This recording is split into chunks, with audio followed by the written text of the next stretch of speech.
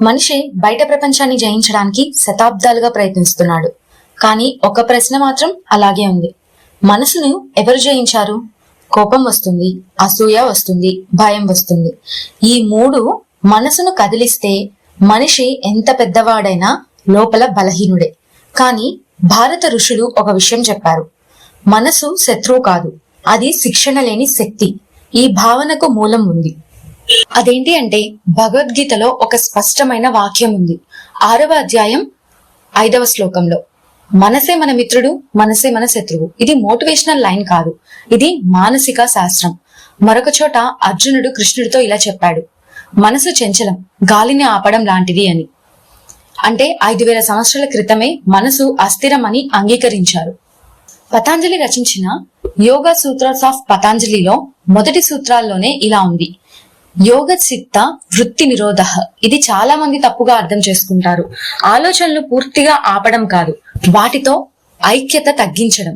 ఋషులు ఇలా ఆలోచించేవారు, ఈ భావన శాశ్వతమా? ఇది నాలో వస్తుంది కానీ నేను కాదు అని.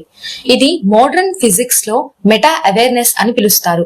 వాళ్ళు భావోద్వేగాన్ని ఆపేవాళ్ళు కాదు, దాన్ని గమనించేవాళ్ళు. ఋషుల దృష్టిలో మనసు 3 స్థాయిల్లో పనిచేస్తుంది. కోరిక, భయం, అహంకారం. ఈ 3 కలిస్తే అస్థిర జీవితం అవుతుంది.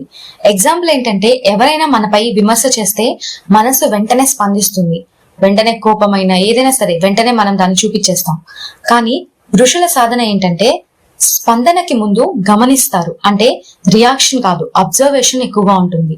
ఈ సాధనను ఉపనిషదాస్ లో సాక్షి భావంగా వివరించారు. ఎందుకు ఋషులు అడవుల్లో నివసించారు? ప్రపంచం చెడు కాబట్టి కాదు, డిస్టర్బ్ కాకుండా ఉండడానికి. మనసు బయట ప్రదేశాల వల్ల ఎక్కువగా నిలకడగా లేకుండా కదులుతూ ఉంటుంది. శబ్దం తక్కువైతే లోపలి శబ్దం స్పష్టంగా వినిపిస్తుంది. అందుకే వారు ధ్యానం, మౌనం, ప్రకృతి మధ్య జీవనం ఎంచుకున్నారు. ఇప్పటి మనుషుల సమస్య ఏంటి అంటే, మనసుకు శాంతి కావాలి అంటారు, కానీ దానికి విరుద్ధంగా జీవిస్తూ ఉంటారు. ఫోన్ స్క్రోల్ చేస్తూ వాలిడేషన్ ఎడిక్షన్ లో ఉంటారు. ఋషులు వాలిడేషన్ కోసం జీవించలేదు, వాళ్ళు స్పష్టత కోసం జీవించారు. ఋషులు ప్రపంచాన్ని వదిలిపెట్టలేదు, అసత్యాన్ని వదిలారు.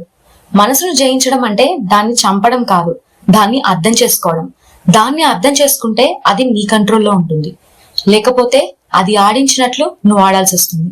ఈ రోజు నీకు ఒక ప్రశ్న, నీ మనసు నీకు సేవకుడా లేక యజమానా? ఈ వీడియో నచ్చితే లైక్ చేయండి, షేర్ చేయండి, సబ్స్క్రైబ్ చేసుకుని వెళ్ళడం మర్చిపోవద్దు. ఇలాంటి వీడియోస్ ఇంకా కావాలి అనుకుంటే ఖచ్చితంగా సబ్స్క్రైబ్ చేసుకోండి. Thank you for watching.